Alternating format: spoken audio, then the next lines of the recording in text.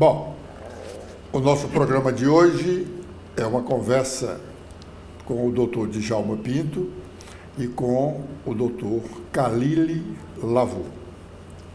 Dr. Khalil Lavô é um cearense dos mais ilustres, com serviços prestados ao Estado, não apenas na área de saúde, onde ele tem um trabalho que foi copiado por vários estados brasileiros, que foi um programa que conseguiu reduzir a mortalidade infantil. Mas o Dr. Khalil Lavô tem uma coisa também muito importante, que poucos cearenses sabem, e é na área da educação. Ele foi um dos primeiros a provocar o Ministério da Educação do Brasil, no governo Fernando Henrique Cardoso, a criar o Fundef. Na época era Fundef, hoje é Fundeb.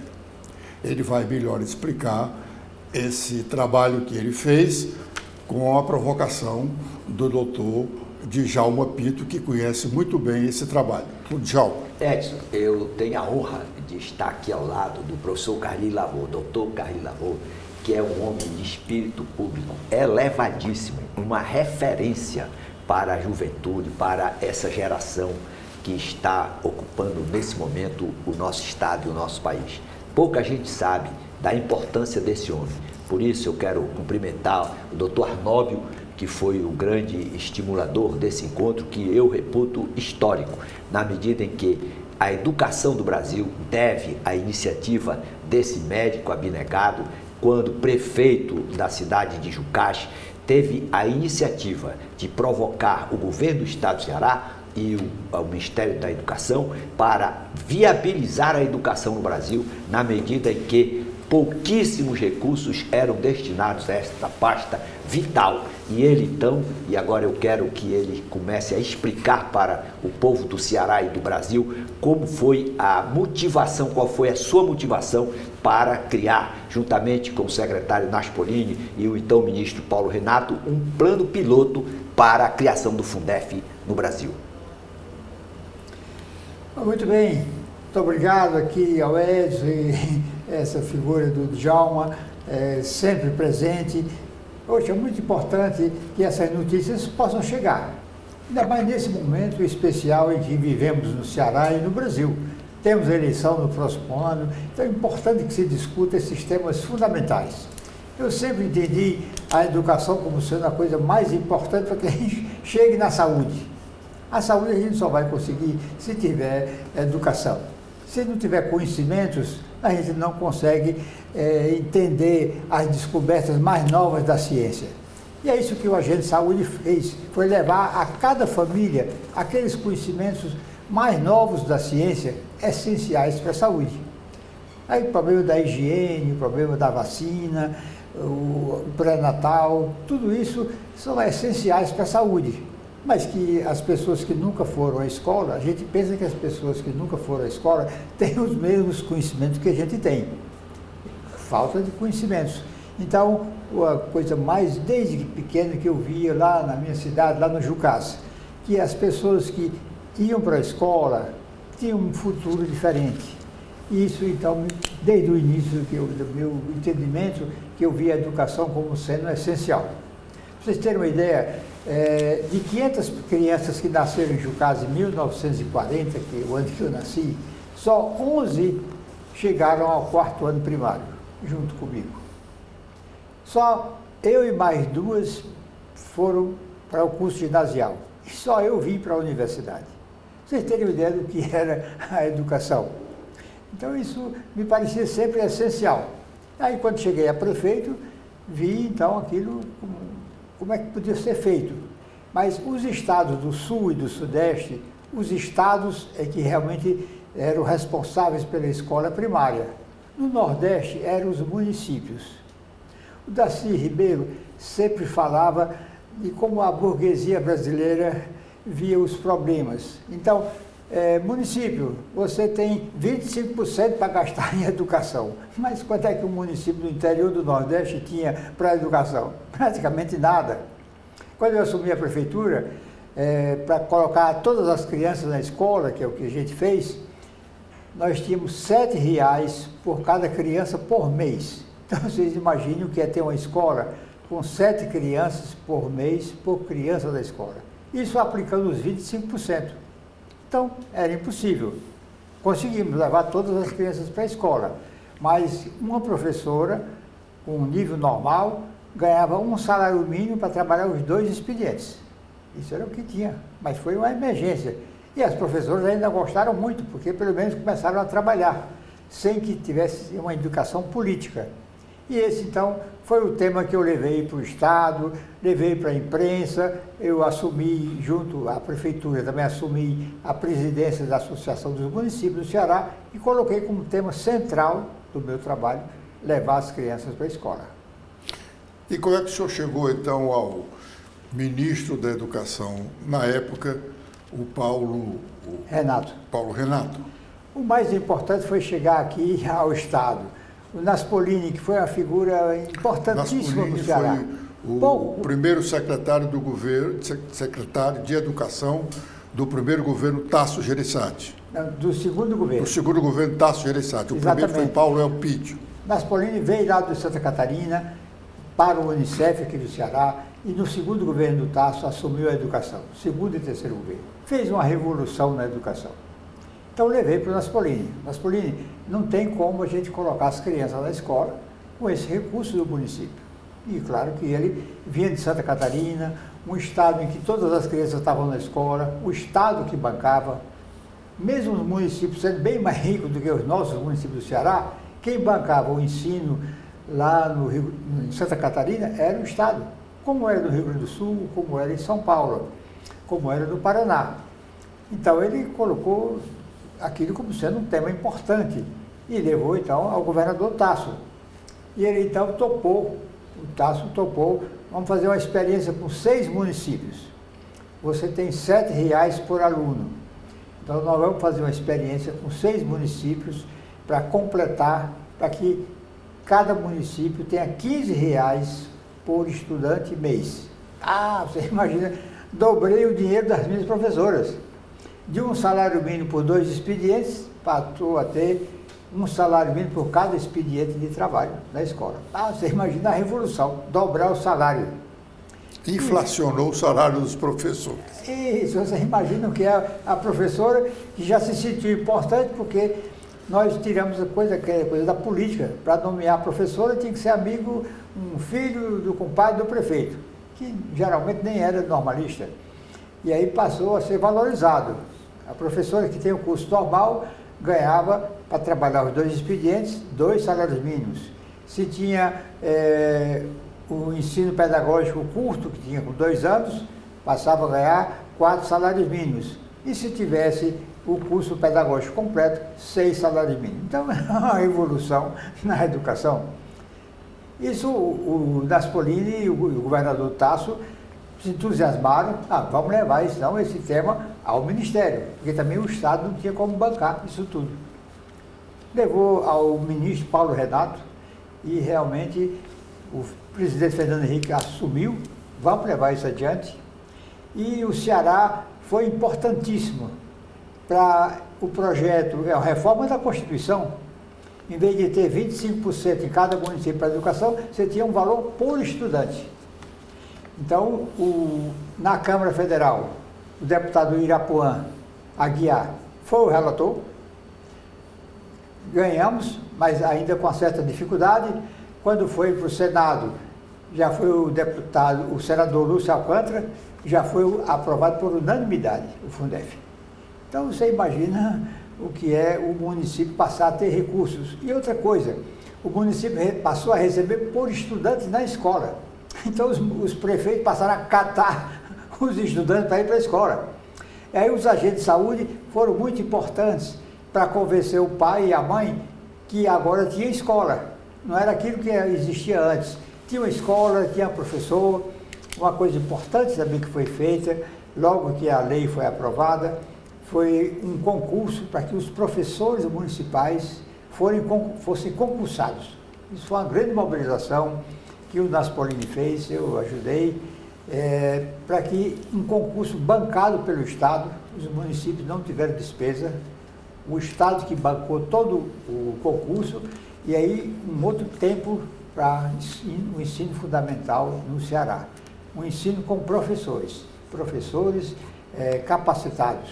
Era essencialmente ainda o ensino normal, mas em seguida foi avançando, passou a ter o ensino universitário. Então, um novo tempo para o Ceará.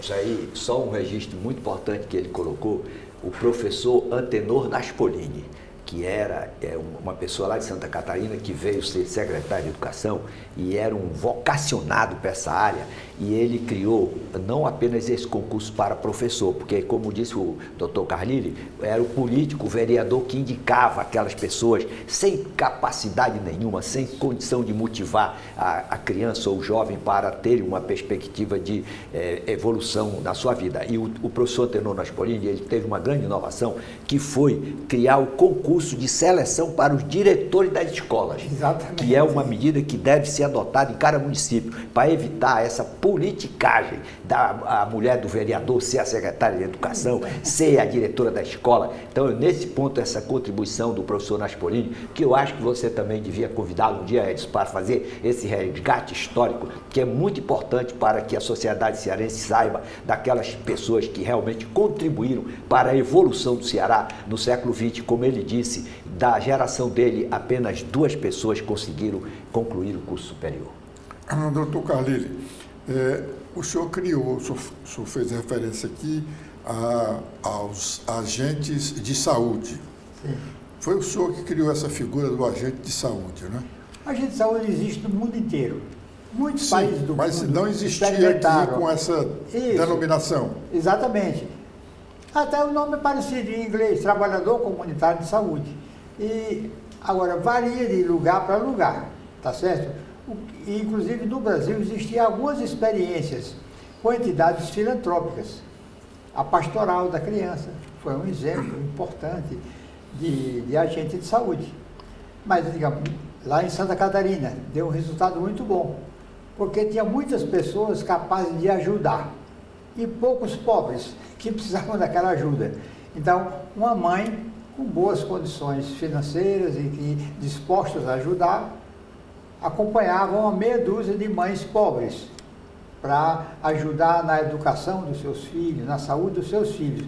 Mas no Nordeste era o contrário, nós tínhamos muitos pobres e poucas famílias com condições de ajudar, tá certo? Então, tinha que ser uma coisa governamental. Nós estudamos isso. A mortalidade infantil sempre foi uma preocupação muito grande para mim. Eu via com muita tristeza aqueles meninos morrerem em grande quantidade. E eu via que muitos países do Só mundo... um parênteses, doutor Carlile. O senhor fez uma referência com o número de pessoas nascidas e o número de pessoas alfabetizadas lá, para dizer que apenas 2 pessoas que nasceram na sua época chegaram à universidade. Naquela época, quantas pessoas nasciam naquele momento que o senhor estava nascendo e quantas sobreviviam? A mortalidade... Nós estamos falando aí de Jucás, né, que dá para fazer uma referência para o Estado. Né? Exatamente. Em Jucás, no ano que eu nasci, 1940, eu estive vendo a estatística do censo, teve um censo em 1940, sobreviviam aproximadamente 500 crianças que nasceram em 1940. 50% morriam. Morriam 30% a 40% das crianças. Sim, não eram... morriam. O doutor Alencar, Joaquim Eduardo Alencar, foi um dos cientistas nossos da medicina, da saúde, que estudou muito a mortalidade infantil. Antes dele, o Barão do Rio Branco, já no início do século XX, ele todo início de ano ia às igrejas em Fortaleza ver quantos meninos foram batizados e quantos foram sepultados nos cemitérios. Aí a mortalidade infantil nos anos de seca chegava a 40%, 50%, antes de completar um ano de idade. Nos anos normais, 25, 30% morriam antes de completar um ano de idade. Então, isso era uma coisa assombrosa. E eu via que muitos países desenvolvidos já tinham resolvido esse problema há muito tempo. A Suécia foi o campeão da saúde, quando a França, a Inglaterra ainda não tratavam desses temas. A Suécia, há 300 anos, começou a dar atenção ao parto das mães. A igreja sueca passou a visitar todas as famílias. Quando aderiu ao protestantismo, ao luteranismo, os pastores passaram a visitar as casas para ensinar, para que lessem a Bíblia, que era uma coisa do luteranismo, era cada família lê a Bíblia. E aí os pastores passaram a visitar e encontraram uma grande quantidade de órfãos, porque as mães morriam no parto. E aí um obstetra sueco, em 1700, já começou a dar atenção a isso e a formar parteiras. Parteiras aprovadas pelo Conselho de Medicina para atender o parto daquelas mães que moravam na área rural. E os poucos médicos estavam nas cidades. Mas ele fez um grande trabalho com as parteiras. Isso há 300 anos atrás. E aí reduziu muito a mortalidade das crianças. Nós ficamos aqui já terminando o século XX, ainda com a mortalidade altíssima que eu referi. Então, eu estava vendo que era possível fazer. A Suécia não era dos países mais ricos. Os mais ricos era a França, era a Inglaterra, né? Mas a Suécia era o país mais desenvolvido do ponto de vista social. Foi o estado da democracia social. Foi onde começou a licença gestante, onde começou a aposentadoria, tudo isso começou na Suécia. E aí eu via que ali era possível fazer uma situação de saúde melhor. Foi o primeiro país a ter um sistema de saúde pública em que os médicos, enquanto na França e na Inglaterra os médicos iam para a clínica particular, na Suécia os médicos iam para o serviço público. Cada paróquia, o município, que lá teve uma organização paroquial inicial, tinha um médico pago pelo rei. Então, isso foi uma coisa importantíssima para o mundo. E eu vi, poxa, por que é que nós não seguimos esse exemplo, né? Mas nós não temos médicos. Mas eu via que havia conhecimentos simples, muito simples, que pessoas da comunidade podiam ser treinadas e levar para cada família. E aí eu tive uma grande ajuda, foi a Miriam Campos Lavô, minha mulher, assistente social. Então, ela sabia chegar nas famílias, sabia escolher pessoas capazes de levar conhecimentos novos para aquelas famílias. Então, eu sabia o que era importante fazer, eu sabia que era importante o pré-natal, era importante vacina, era importante higiene, mas eu não sabia como é que chegava na casa para ensinar isso. E a Miriam sabia isso muito bem, porque desde o primeiro ano aqui da Faculdade de Serviço Social, ela já começou a trabalhar com as comunidades, a conversar com as famílias. E isso, então, casamos. Não só casamos na vida real, como casamos no conhecimento e no trabalho. E ela foi, então, a pessoa que formou os agentes de saúde. Como selecionar a pessoa mais capaz de ajudar os outros e como fazer com que essa pessoa aprendesse algumas coisas para levar para as famílias. Doutor Carlinhos, o senhor fez referência aí a um tema que me chamou a atenção. Por que nos anos bissextos a mortalidade infantil ia lá para a estratosfera? Não sei, nunca nem vi nenhuma referência. A ciência não a isso. explica ainda. Não, nunca vi. No Ceará, aí estudei no Barão de Estudas, que estudou isso muito bem, até mais recentemente, e eu mesmo pessoalmente vi, nos anos de seca, a mortalidade dobrava, tá certo? Você tem uma ideia, o Barão de Estudas já acompanhou muito bem as mortes em Fortaleza, que era o que ele tinha de dados, era aqui a igreja em Fortaleza. Então, morriam a média, na década de 1870, morreu a média de 600 pessoas por ano. Eram sepultadas nos cemitérios que a igreja coordenava. Claro que algumas pessoas podiam ser enterradas fora, crianças, mas nos cemitérios que a igreja anotava, morria cerca de 600 pessoas por ano. nas paróquias de Fortaleza. Em 1877, foi o primeiro ano da Grande Seca, isso passou para 2000. Quando chegou em 78, morreram 50 mil pessoas em Fortaleza. De 600 passou para 50 mil pessoas em Fortaleza, tá certo?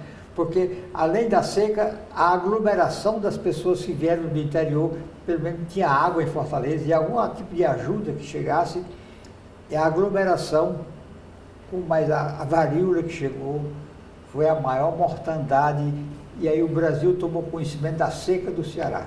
E aí Dom Pedro, posso gastar a minha última brilhante da coroa? Né? Isso. Então foi... O Brasil tomou conhecimento do que é seca e do que é Ceará. Doutor Carlile, qual foi o tamanho desse projeto de agentes da saúde, na melhoria da saúde pública no Ceará ontem, e qual é o resultado de hoje? Qual é a contribuição dele hoje? Uma coisa muito importante para que isso fosse adiante foi uma avaliação. Eu era secretário, mas eu pedi ao Unicef, que estava se instalando no Ceará, que fizesse uma avaliação. Porque eu mesmo fazia uma avaliação do meu trabalho, não tinha, ficou muito bom, não tinha muito valor. Mas uma equipe externa, o nível do Unicef, uma organização internacional, que escolheu 2 pesquisadores dos mais importantes do Brasil, os mais importantes para a saúde da criança, vieram avaliar a saúde da mãe e da criança do Ceará em 87, quando a gente começou o governo, e avaliaram em 90, 3 anos depois. Aí mostrou uma redução de 30% da mortalidade infantil em 3 anos. Isso foi um sucesso no mundo inteiro. E aí o Unicef... Resultou num prêmio que o governo do estado do Ceará recebeu da Exatamente. ONU. Isso foi em 90, essa segunda avaliação. Em 91, 92, a imprensa internacional, várias revistas americanas, vieram ver o Ceará, como é o Ceará? E aí, em 93, veio o prêmio internacional. Porque nunca que a América Latina dava bola para isso. Era sempre os países orientais, valorizavam. Muito subdesenvolvido. Exatamente. E aí, isso chamou a atenção. Por outro lado, o Ministério da Saúde também teve uma avaliação importante. O Ceará era um dos piores estados em vacinação. Passou a ser o primeiro do Brasil em vacinação. Tá certo? Então, foram avaliações externas que valorizaram o agente de saúde, porque esse trabalho vale. E aí, em 2000, isso foi em 87 que a gente começou, em 91, um pediatra assumiu o Ministério da Saúde, Alcide Guerra, e estendeu o programa para o Nordeste todo e em 94 para o Brasil todo. Doutor Carlile, hoje a dimensão desse projeto está adequada à realidade populacional do Estado? Nós temos agentes de saúde suficiente para atender a população cearense? Em termos de números, está. Nós temos hoje cerca de 15 mil agentes de saúde no Ceará, 290 mil no Brasil, 290 mil agentes de saúde. Você imagina o que é isso? E com o salário está ganhando mais de 4 mil reais. Agora, no concurso que teve em Eusébio, enfermeiro, advogado, engenheiro, fizeram concurso para agente de saúde. Então, é uma coisa que ganhou prestígio no Brasil. E agora precisa realmente ter mais qualidade, porque a seleção dos agentes de saúde foi feita inicialmente durante muitos anos pelo Estado, para que não tivesse a interferência da politicagem, né, na seleção. Quem coordenava era o enfermeiro contratado pelo município. Era a contribuição do município era contratar um enfermeiro. E o Estado pagava os agentes de saúde e fazia a seleção. Então foi um programa sempre que teve completa isenção da politicagem. Para iniciar o programa, eu lembro que cada dia o governador reunia 3, 4 deputados com a gente para dizer, olha, o resultado político desse programa vai ser mais saúde para o Ceará. Não é ter mais um cabo eleitoral, nem ter um empregado do Estado. É ter o resultado da saúde. E, de fato, isso foi o que aconteceu.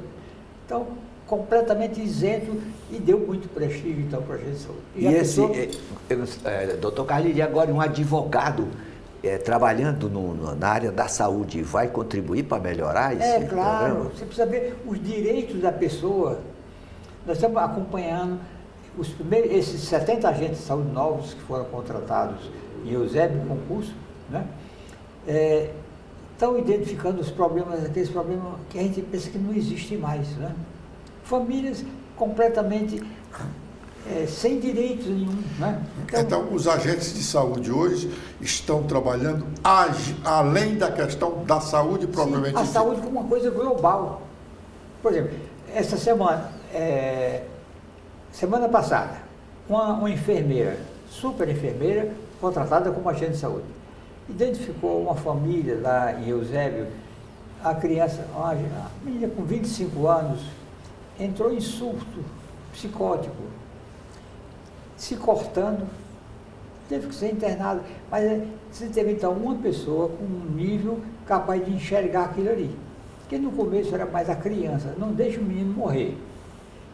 Hoje você tem a saúde, você tem chance de ver a saúde como um todo da família. Então é aquela família que tem um menino que não está indo para a escola, é a família que precisa de um atendimento importantíssimo do ponto de vista psicológico, tá certo? É uma família que não consegue chegar no centro de saúde e ser atendida pelo dentista porque a fila está grande. Então você tem uma pessoa que vai na casa e conhece aquela família e vê desde o problema da renda, da saúde propriamente, do direito. Isso é importante demais. Então, é um outro nível de agente de saúde. É claro que isso é uma coisa nova que está surgindo pelo salário que melhorou, tá certo? E pela chance do concurso. Então, na sua avaliação, doutor Carlyle, a escola foi ampliada a capacidade de atender os alunos, crianças e jovens. A que você atribui, paradoxalmente, a disponibilização da escola ao aumento da violência, de sorte que a pessoa não pode andar na rua com celular? Qual é a causa disso, da sua avaliação? Esse, para mim, hoje é o maior problema, para mim, da saúde. Porque a pessoa violenta, ela está doente. O gente já sabe, violência é uma doença grave, né? Que você pode tratar. No Canadá, aos 2 anos de idade, eles já identificam lá na creche aquelas crianças que normalmente até 2 anos de idade, o menino belisca o outro, morde, puxa os cabelos. Aos 2 anos, já um número pequeno de crianças continua fazendo isso. Mas cada criança passa a ser observada e acompanhada. Então, a violência, você vê, a primeira família do mundo, segundo os judeus, já Caim matou Abel, um irmão matou o outro. Então, a violência é dos animais, é de gente, né? Agora, nós podemos tratar. Você tem no Japão, você tem um homicídio por 1 milhão de habitantes por ano. Um homicídio, digamos que Fortaleza, que tem 2 milhões e meio, 3 milhões. Teria 2 homicídios por ano. O Japão também era muito violento. As espadas japonesas são celebérrimas. O aço super. Então, eram violentos, mas a escola ensina. Então, a Europa aprendeu que sofreu muito, matou muita gente. As 2 guerras mundiais mataram quase 100 milhões de pessoas na Europa. Mas aprendeu que não é bom matar, é melhor a gente viver em paz. Doutor Carlyle, aumentou-se muito o número de agentes de saúde, o que significa dizer que muito mais famílias são visitadas, né, pelo Estado. Os agentes de saúde representam o Estado, né? Por que a saúde pública, no seu estágio primário, deixa muito a desejar?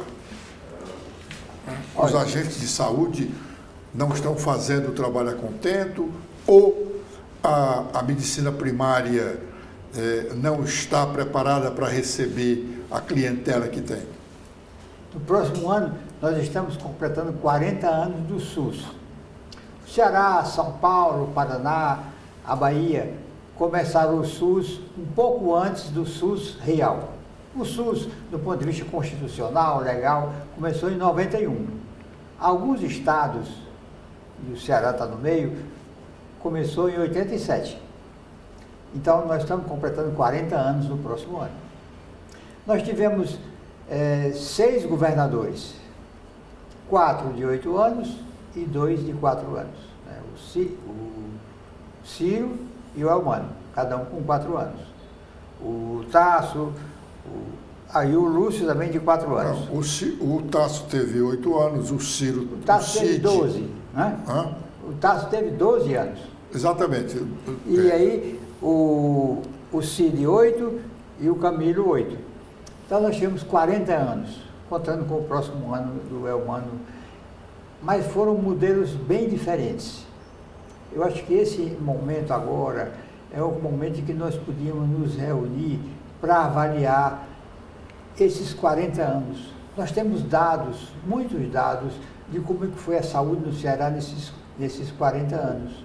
Então eu acho que é um momento importante para a gente avaliar o que é que foi feito em cada um dos governos e os resultados.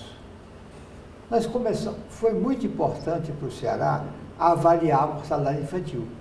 Era uma avaliação, todo mês chegava na mesa do governador Tasso qual foi a mortalidade infantil em cada município. Para que a gente visse, está indo bem, ou isso aqui precisa dar um apoio melhor, precisa melhorar. Isso deixou de ser feito. Então eu acho que é importante, eu acho que agora que vai entrando no ano eleitoral, que a gente pudesse reunir todas as pessoas interessadas para a gente avaliar o que foi feito em cada um dos tempos e os resultados que deram. Eu acho que a gente pode avançar muito mais, que o próximo governo, a próxima eleição, a gente possa ter um projeto de saúde com mais resultados. Projeto de governo. Isso, exatamente. Na linha do que ele colocou agora, trazendo o Japão como referência depois da Segunda Guerra Mundial, mudou, todo mundo ia morrer pelo imperador, mudou a cultura. Hoje a escola japonesa, quando a criança vai para o primeiro dia de aula, a primeira lição é não ficar com objeto que não lhe pertence, não se apropriar da coisa alheia. O que é que falta para a nossa escola, doutor Carlinhos, na sua avaliação, assimilar a ideia de que os valores, notadamente solidariedade, empatia, respeito ao dinheiro público, o que é que falta para ser inserido esse tema no primeiro ano, no segundo ano, ou na própria Universidade do Brasil, para reduzir essa compulsão pela subtração da coisa alheia? Acho que a educação do Ceará é um dos pontos que a gente precisa avaliar. Nós melhoramos muito a capacidade da leitura. Então, nós concentramos toda a avaliação do Ceará em leitura e algumas coisas de matemática. Mas esquecemos aquilo que a gente chamava antigamente de educação, que uma coisa é a instrução. Antigamente a gente chamava instrução, é saber ler bem, português, história, matemática. Outra coisa é educação. É a convivência, como é que eu convivo com as outras pessoas. Isso no Ceará a gente esqueceu. Valorizamos muito, tem que saber ler. Então, você faz prova anualmente, todos os alunos fazem prova de quanto é que sabem ler e quanto é que sabem de matemática. Mas a educação, a convivência, ninguém dá bola nenhuma. Então, isso é um ponto que eu acho essencial para a escola. É isso que o Japão fez, que a Europa fez. Depois de matar toda a gente, mas não é bom, não é melhor a gente viver em solidariedade? Mas isso tem que aprender na escola. Se a gente não aprender isso na escola, que o mundo inteiro, todos os países do mundo, melhoraram a sua convivência com a escola. A escola é que junta as pessoas e você aprende a conviver com o outro, sem tirar nada do outro. Você vê no Ceará, aqui, se um caminhão virar com a carga, a primeira coisa, todo mundo tem que correr para cada um tirar seu pedaço da carga. Você já pensou que é uma coisa dessa? Você já teve um prejuízo, virou o caminhão, alguém morreu, não, vamos tomar o que tem naquela carga. Cada um acha que é dono, porque as coisas do governo, é sem dono, a gente pode pegar. Você imagina como é que a gente vai para frente desse jeito? Edson, agora só para fazer uma alusão ao professor André Huguete, que é o sociólogo, que ele faz a distinção exatamente onde o doutor Carlinhos está fazendo, entre instrução e educação. O cara pode ser doutor e pós-doutor, mas se ele não sabe respeitar o dinheiro público, ele tem instrução, mas não educação. Aí, a propósito, isso aqui é a minha participação, vou deixar agora tudo com você. Qual é a causa, professor Carlinhos, doutor Carlinhos, dessa predisposição de assaltar o dinheiro da escola? Como é que se tem a predisposição de assaltar a merenda escolar? Na sua avaliação, que foi um político que viveu nessa área, o que é que precisa ser feito pela sociedade, que providência pela escola, pela universidade, enfim, pela sociedade como um todo, para desestimular essas pessoas que vão para o exercício do poder político com o propósito de assaltar, em última análise, o dinheiro dos contribuintes, que é o dinheiro que não cai do céu, que sai do bolso de cada cidadão? Eu acho que esse programa de hoje pode ser o começo de uma coisa que eu estou querendo levantar. Vamos discutir o Ceará. Nós temos um ano de eleição. Eu sei que vai ser super briga a eleição, né? As perspectivas de que vai ser realmente fogo cruzado. Mas isso aí são os candidatos, são as pessoas.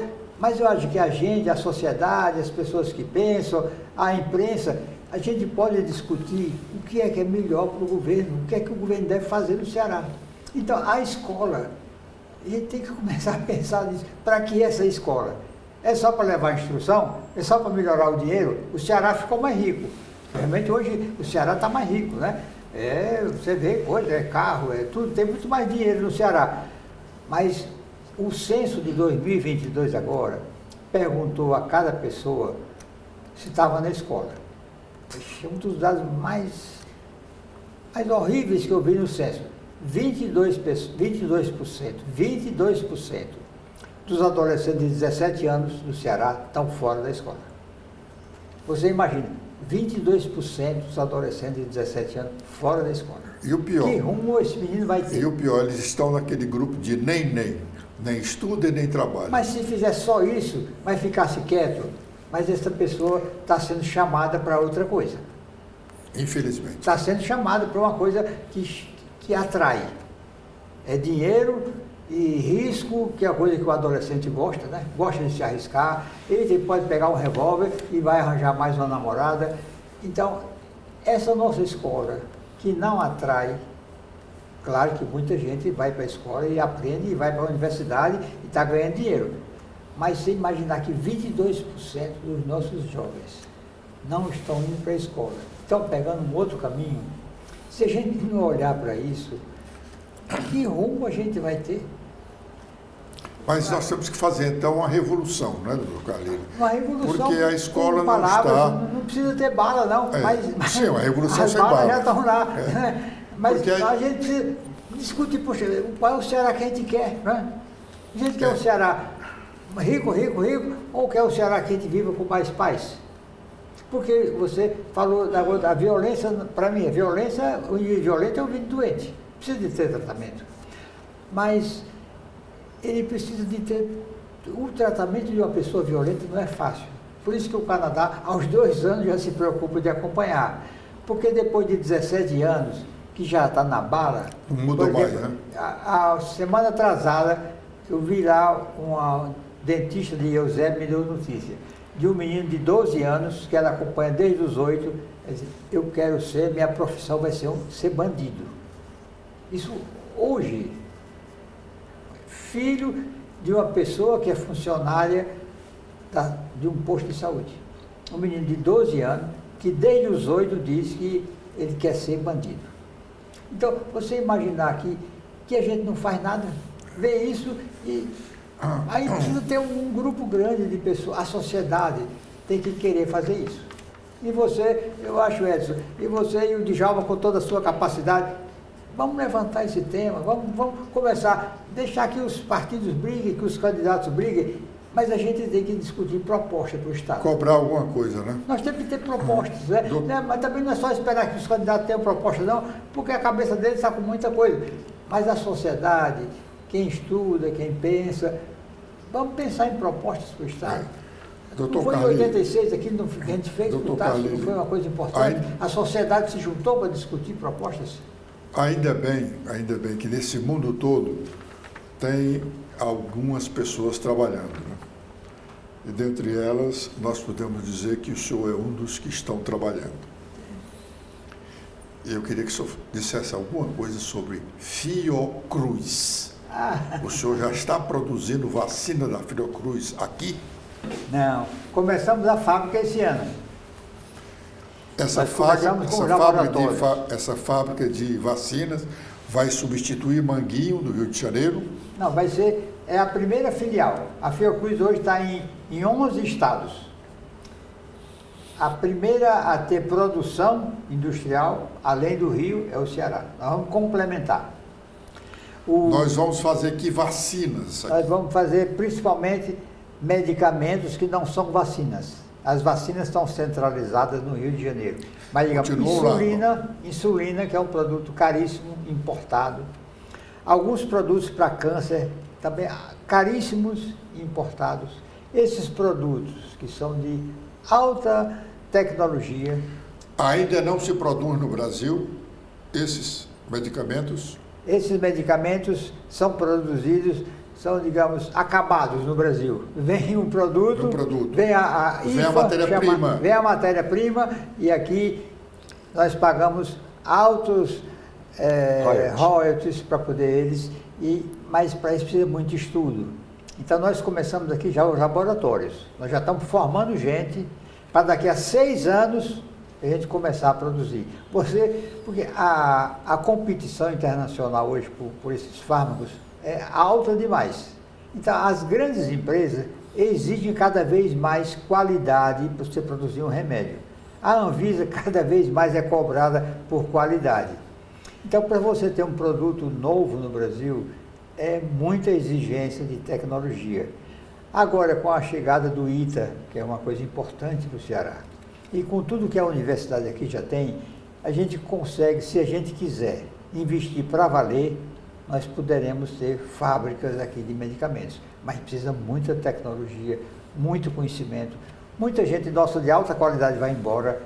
Se a gente puder investir nisso, nós começamos a fazer a fábrica. Nós já temos laboratório, já estamos trabalhando, já inauguramos em 2018 os primeiros laboratórios, já estamos começando a formar gente de alto nível. Mas a fábrica que a gente começou agora, começa a produzir daqui a 6 anos. Essa gente de alto nível são pessoas que foram saídas daqui dos nossos torrões cearenses? Exatamente.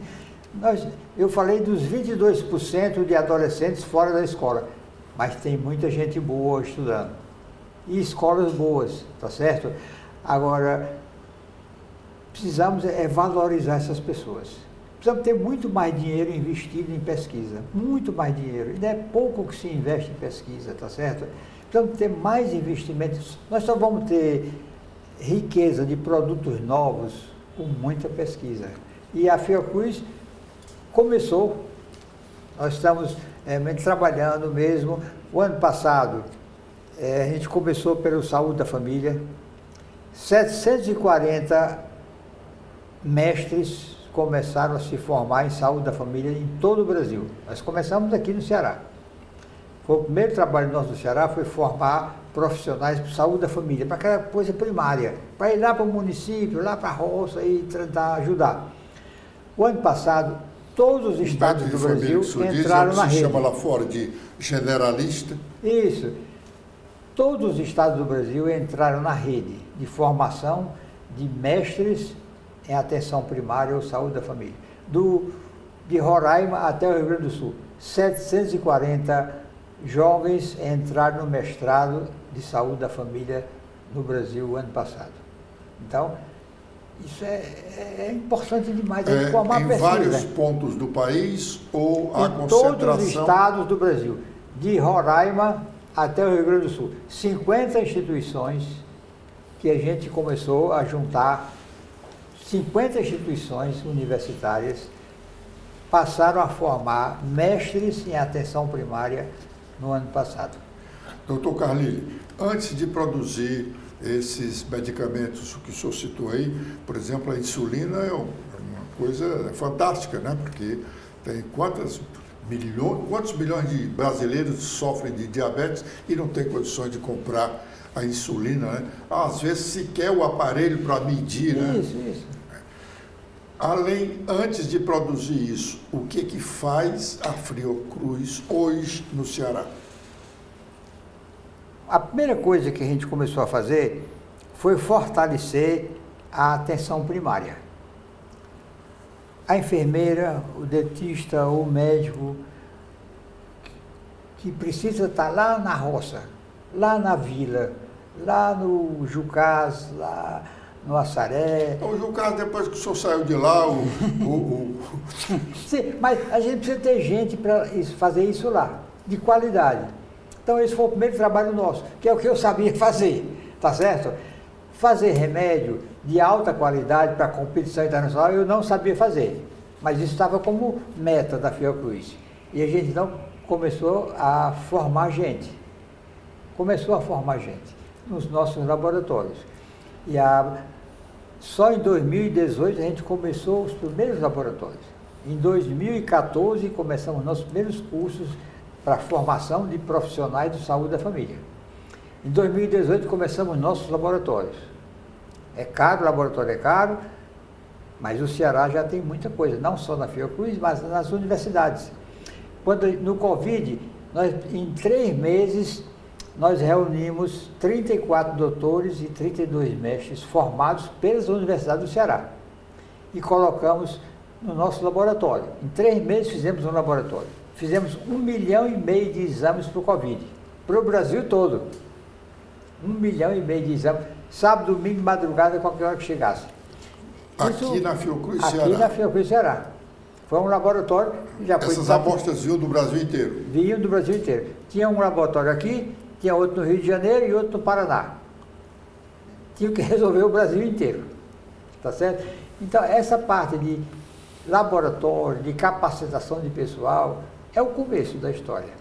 Aí, se a gente continuar investindo para valer, nós vamos ter produção. Você fala com muita propriedade em capacitação e formação do profissional isso. para a área da saúde.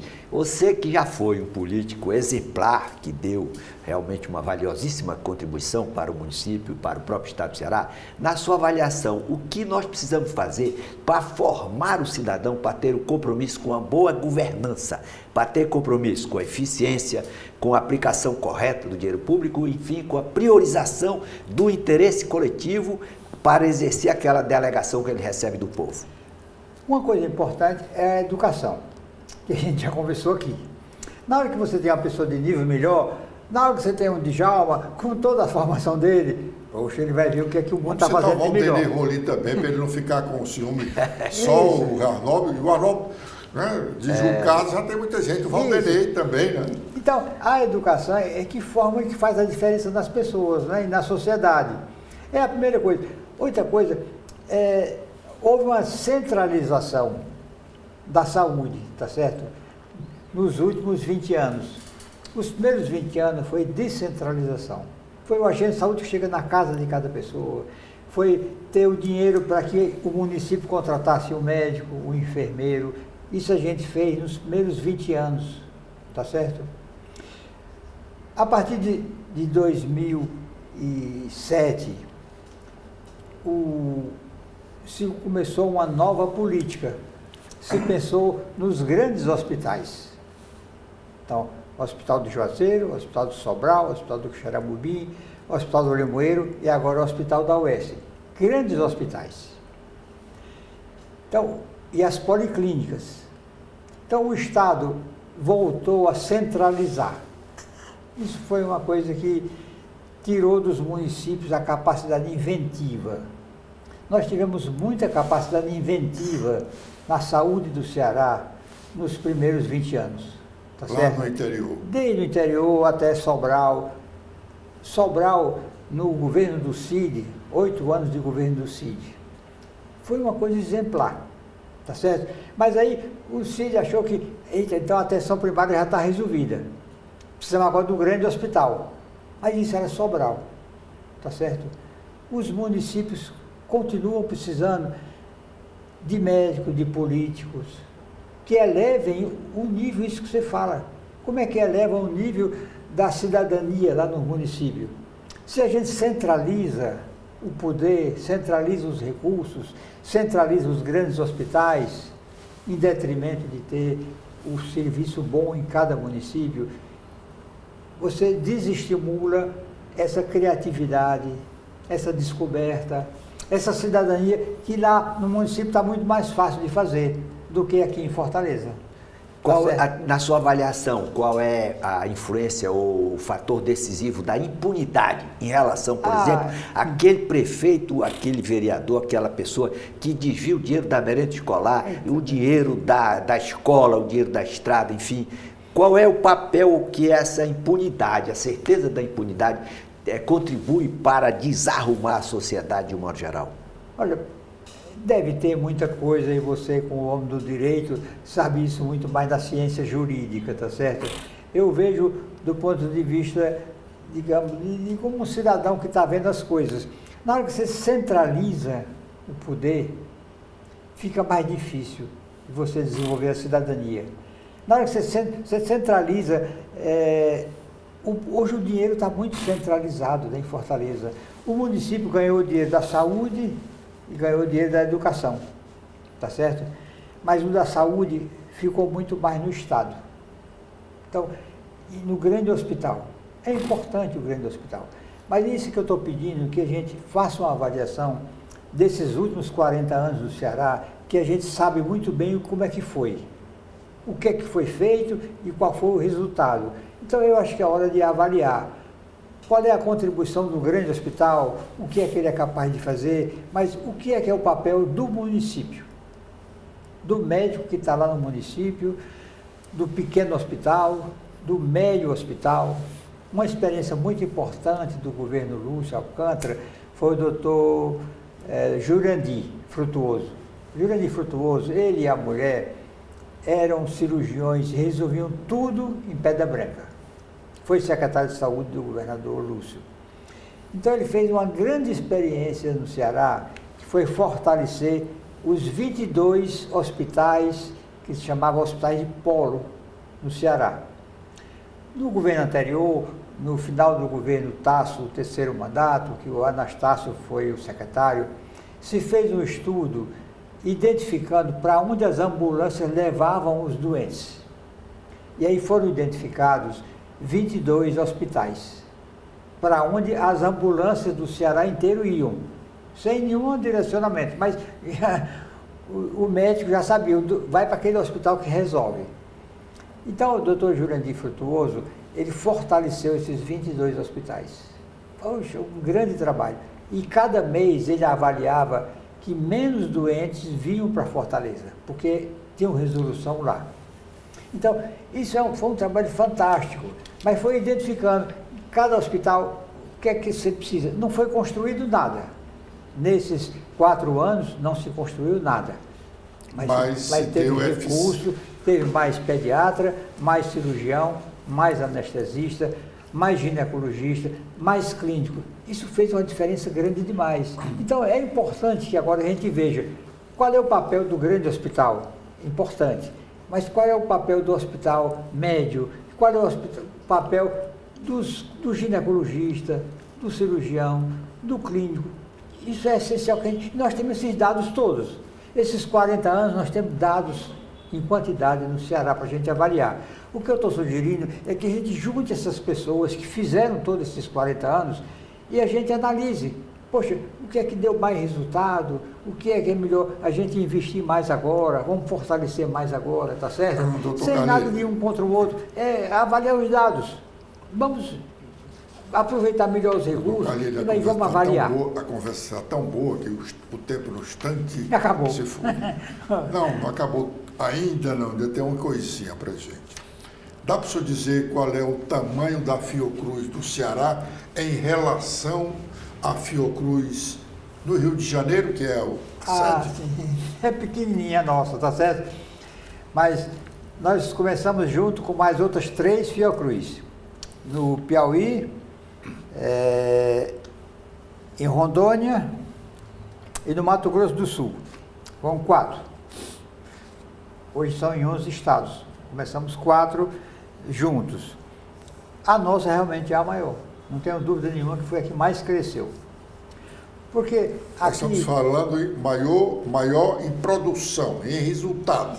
em campos, enquanto os outros estão apertadinhos, nós hoje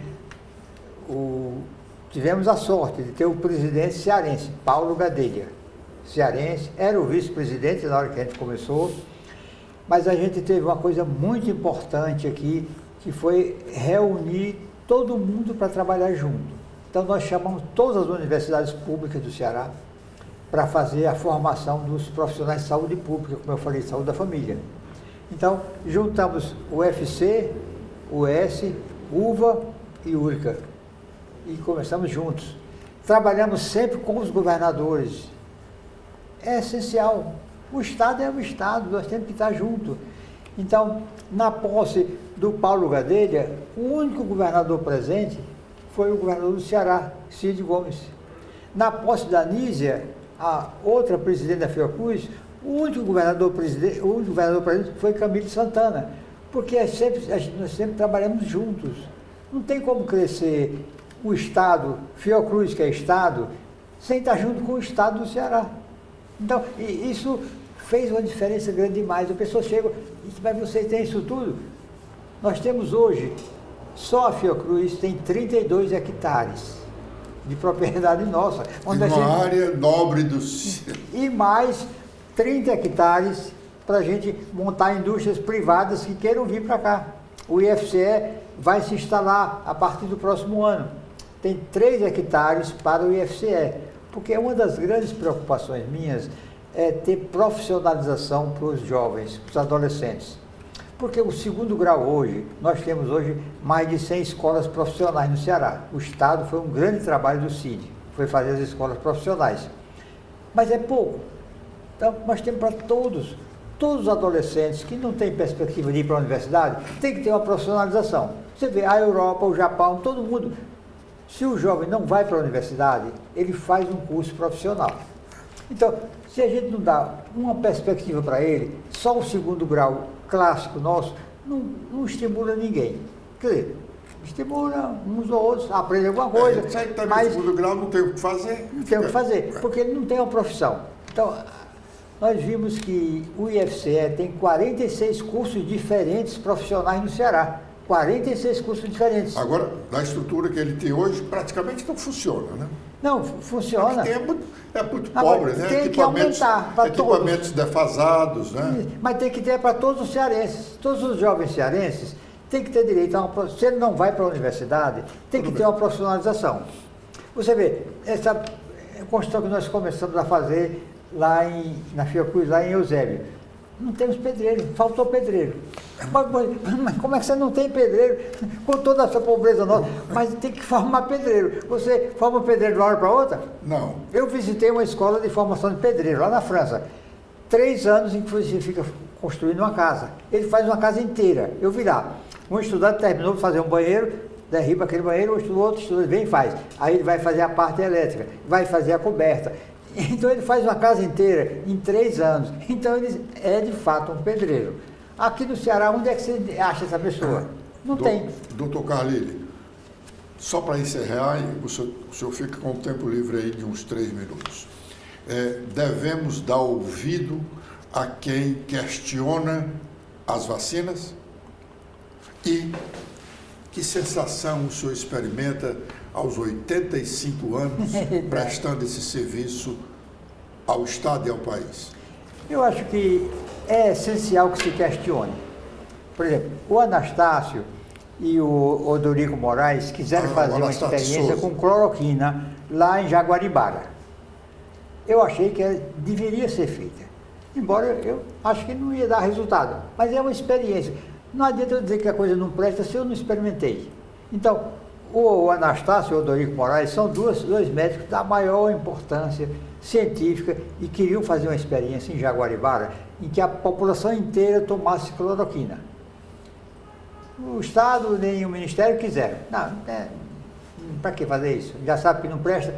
Eu acho que foi um grande erro. Primeiro que se manteve essa ideia. A cloroquina dá resultado, mas ninguém experimentou. em quantidade, a pessoa, se o município inteiro tomasse cloroquina e de fato melhorasse, diminuísse 20%, 30%, era muito importante. Agora, fica essa dúvida ideológica, política, é que não leva adiante. Quem não sabe, doutor, vai dar resultado ou não dá? Não, eu acho que dá, eu acho que não dá. Eu estou falando, o senhor está se referindo à vacina lá da Covid. Eu estou me referindo à vacinação em geral. Você... Porque hoje já tem quem questione por que a criança tomar todas essas vacinas. Eu vi muito menino morrer de sarampo. Depois de 10 anos que eu fiquei em Brasília, na universidade, voltei para o Ceará. Eu vi muito menino morrendo de sarampo lá em Iguatu. Desnutrido, o sarampo chega, mata mesmo. Nós tivemos aqui a história. A varíola matou 50 mil pessoas num ano em Fortaleza, em 78. Então a gente já sabe que vacina existe, que dá resultado. Agora o nosso tempo terminou. Qual é a sensação que um homem de 85 anos tem prestando o serviço que presta? Eu estou aqui com vocês. É o Djalma, é você, cada um no seu papel, ajudando a fazer um Ceará melhor. Nós vamos fazer um Ceará melhor. Com certeza, já fizemos e vamos fazer mais. Agora eu quero dizer o seguinte, uma lição para todas as pessoas que fazem opção pela política e pelo trabalho como agente político ou agente público. Tem que se inspirar na grandeza de espírito do Dr. Carli Lavô, um homem que anda de cabeça erguida e tem o respeito dos cidadãos dessa e das futuras gerações. Parabéns, que todo cearense se espelhe no seu trabalho, na sua trajetória de vida para engrandecimento do povo do Ceará. Obrigado, doutor Djalma. Obrigado, doutor Carli Lavô. Obrigado.